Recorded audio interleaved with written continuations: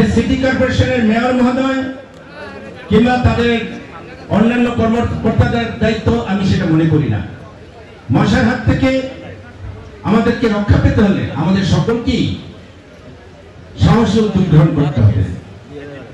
যেমন সিটি কর্পোরেশনের কাউকে নির্ধারিত লোককে যদি ফোন করে জানায় আমি সারা রাত্রি ঘুরি আমার 14 আসনে কোথায় কি অবস্থা আছে দেখার জন্য জনগণকে, এবং কোথায় কোথায় ময়লা টয়লা স্তূপ হয়ে আছে সেগুলি দেখার জন্য বের হই।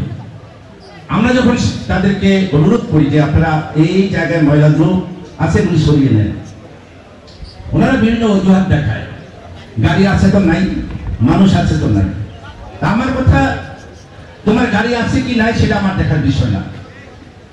আমি সংসদ সদস্য হিসেবে আমি অনুরোধ করতে চাই আমার ঢাকা 14 আসনের কোনো ওয়ার্ডে কোনো ময়লা থাকতে পারবে না।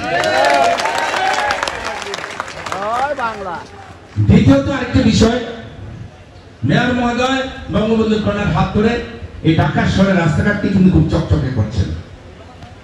রাস্তাঘাটের উন্নয়নের কোনো অভাব নেই, সমানে কাজ চলছে, প্রত্যেকটি ওয়ার্ডে কাজ চলছে, উনি মেগা প্রজেক্ট দিয়েছেন। মেয়র মহোদয় খালে নেমে খাল পরিষ্কার করতে আমরা দেখেছি, ড্রেনে নেমে ড্রেনও পরিষ্কার করতে দেখেছি। মেয়র মহোদয় তো খালে নেমে খাল পরিষ্কার করে চলে গেলেন। উনি যে নির্দেশনা দিলেন সেটা পালন হচ্ছে কিনা পরবর্তীতে সেটা দেখার মানুষ আছে বলে আমি মনে করি। যদি থাকতো তাহলে আপনার স্টেজের পিছনে একটি খাল আছে, আপনি গিয়ে দেখুন সেখানে পানির স্রোত মনে হচ্ছে খুব ধীর গতিতে। যেখানে ধীর গতিতে পানি স্রোত থাকবে সেখানে তো কিছু না কিছু জন্মগ্রহণ করবে, এটাই স্বাভাবিক। মেয়র মহোদয় ড্রেনে নামে ড্রেন পরিষ্কার করছেন, উনি চলে গেছেন, তারপরে কি দায়িত্ব শেষ? তারপরে কিন্তু যারা দায়িত্বে আছেন তারা সঠিকভাবে পালন করছেন বলে আমার কাছে মনে হচ্ছে না। আমি এখানে ঊর্ধ্বতন কর্মকর্তা আছেন, চিফ ইঞ্জিনিয়ার মহোদয় আছেন, আমি অনুরোধ করতে চাই সিটি কর্পোরেশনের ভাবমূর্তি মেয়র সাহেব যেমন জান প্রাণ দেওয়ার চেষ্টা করছেন ধরে রাখতে, উজ্জ্বল করতে, বঙ্গবন্ধুর কন্যার কাছে সেভাবে তুলে ধরতে, কিন্তু সিটি কর্পোরেশনের একজন নিজ কর্মকর্তা কিংবা কর্মচারী সেই কাজটা করছেন কিনা সেটা মনিটরিং করা হচ্ছে কিনা সেটাও কিন্তু একটা বিষয় আছে। আমাদের সিটি কর্পোরেশনের আমার এই ঢাকা 14 আসনের সকল কাউন্সিলর নিয়ে আমরা বসেছিলাম এবং সেখানে পিডি মহোদয় ছিলেন এবং সংশ্লিষ্ট ইঞ্জিনিয়ার সাহেব ছিলেন, এক্সিকিউটিভ ইঞ্জিনিয়ার সহকারে অনেকেই ছিলেন। ওনারা খুব আন্তরিকতার সাথে কাজ করছেন। এখন আমাদের কাছে শুধু সমস্যা একটাই, আমি এই অঞ্চলের সমস্যা খুব একটা বেশি দেখি না। মেয়র মহোদয় 7 নম্বর ওয়ার্ড, 8 নম্বর ওয়ার্ড, 8 নম্বর ওয়ার্ডে কিংবা 7 নম্বর ওয়ার্ডে আপনার বিভিন্ন জায়গায় পানির লাইনের জন্য রাস্তাগুলো কাটা হচ্ছে, পানির লাইন নেওয়ার জন্য এডিবি লাইন যেটা, কিন্তু সেই রাস্তাগুলো কেটে ফেলে রাখা হয়েছে, কিন্তু সেগুলি আর সংস্কার করা হচ্ছে না। এত করে আমাদের জনগণের ভোগান্তির শিকার হচ্ছে।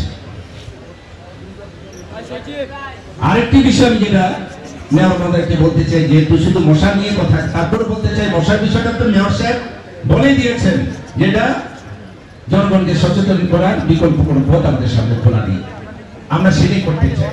আমি সংসদ সদস্য হিসাবে আমাদের কাউন্সিলর টেনুভাই সহকারে আমাদের আওয়ামী লীগের নেতা এনা হারুন ভাই আছেন, আমার ভাই মোবাশ্বের আছেন, স্বপন আছেন, এখানে তারপর মকবুল আছেন, সীতাদি আছেন, আমরা সকলে মিলে ছাত্রলীগ যুবলীগ সকলে মিলে আমরা বাড়ির মালিক সমিতির সাথে বসে আমরা প্রত্যেকটি মহল্লায় প্রত্যেকটি ওয়ার্ডে মেয়র মহোদয়ের এই কর্মসূচি বাস্তবায়ন করার জন্য আমরা বাস্তবমুখী পদক্ষেপ গ্রহণ করব।